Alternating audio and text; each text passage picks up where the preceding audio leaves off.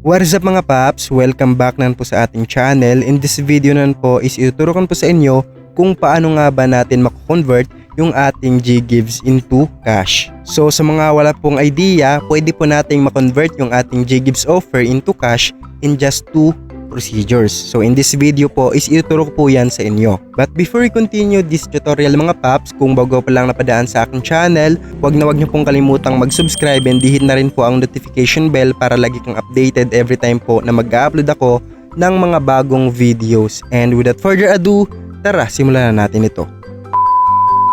So ang first procedure nga po natin mga paps is kailangan lang po natin maghanap ng friends natin na meron pong bill sa kanilang kuryente, tubig, internet, or anumang mga needs nila.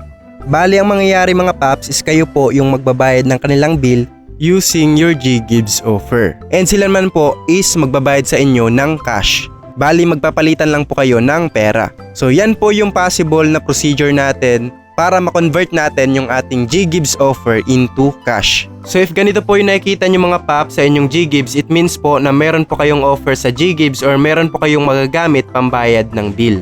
And if ganito naman po, ibig sabihin lang na hindi pa po kayo qualified for using GGives. Ngayon ang pwede nyo pong gawin mga paps para po ma-unlock yung inyong GGives is kailangan nyo po gamitin yung mga features na to.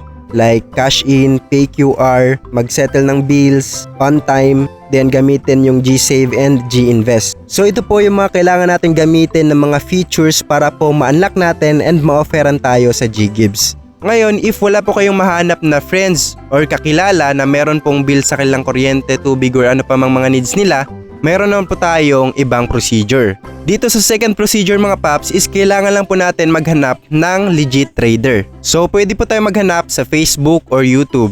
Pero in my case mga paps, ang ginawa ko nung nagpa-convert ako ng GGives offer into cash is naghanap po ako ng legit trader sa Facebook.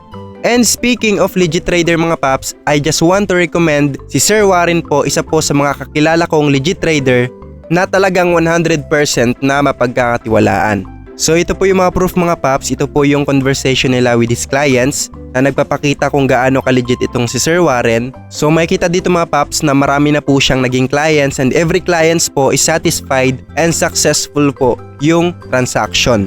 So if naghanap ka rin po ng isang legit trader, I highly recommend itong si Sir Warren. You can visit his page mga paps and ilalagay ko na lang din po sa description box and comment section yung link po para po may access kayo if gusto nyo po siyang i-message. And if meron pa po kayong additional questions mga paps, malaya po kayong magtanong sa aking FB page. So ilalagay ko na lang din po sa description box yung aking FB page so you can message me directly. And hanggang dito lang po ang video na ito. Sana kahit papaano is nakatulong. Have a nice day. Thank you and goodbye. Peace out.